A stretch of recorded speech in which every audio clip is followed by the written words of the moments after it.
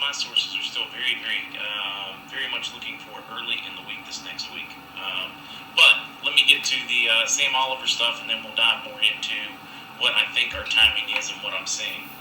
Since 2012, the stock market has had a very good run, and we are still on that path to new record-setting highs. It is quite an achievement in its own right.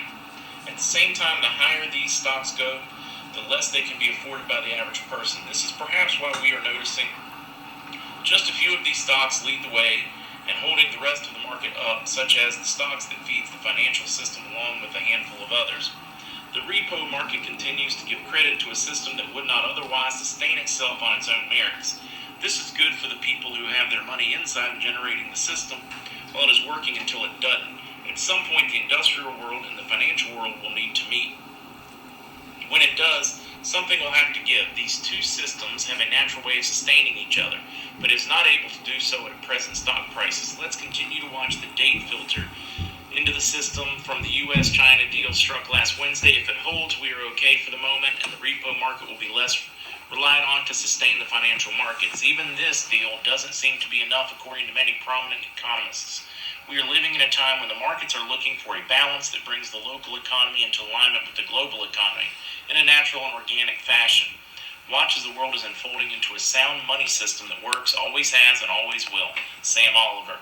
And yeah, thanks again to Sam and Dee that are just so kind to share their work and their research and all those good stuff. Now I am bouncing back here. A lot of good stuff out of Dave again, or the Gippers News. Oh, he did share. I want to do that one. Hold on. Let me. Dave shared one. I was watching it right before the stream about a republic that I liked. Now, let me get back to his news.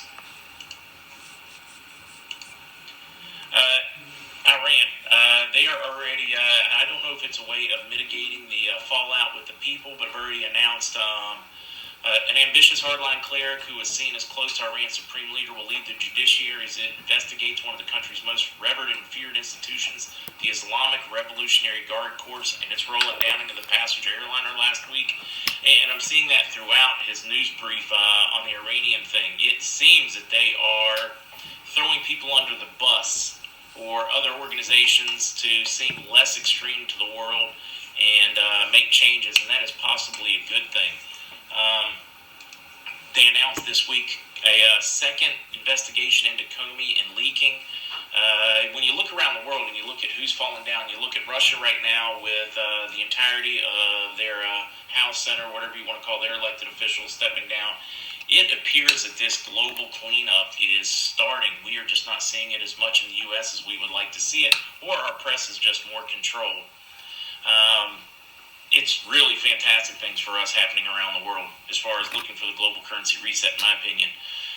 CMKX, I have seen no package deliveries. I'm getting a lot of rumors right now that they hope to deliver over the weekend. I am just always nervous because we're going into a 3-day weekend, and you know the old thing where every time we go into a 3-day weekend, we think this is going to be it, or we start, all those rumors start circulating. Guys, I know we're close. I don't know if we're that close or not.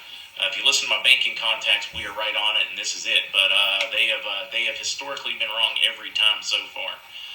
That we're in a good spot, absolutely. Don't know what to say on timing. You know, my gut is telling me daggone close, but I've been burnt so many times, I'm hesitant to put myself out on the limb.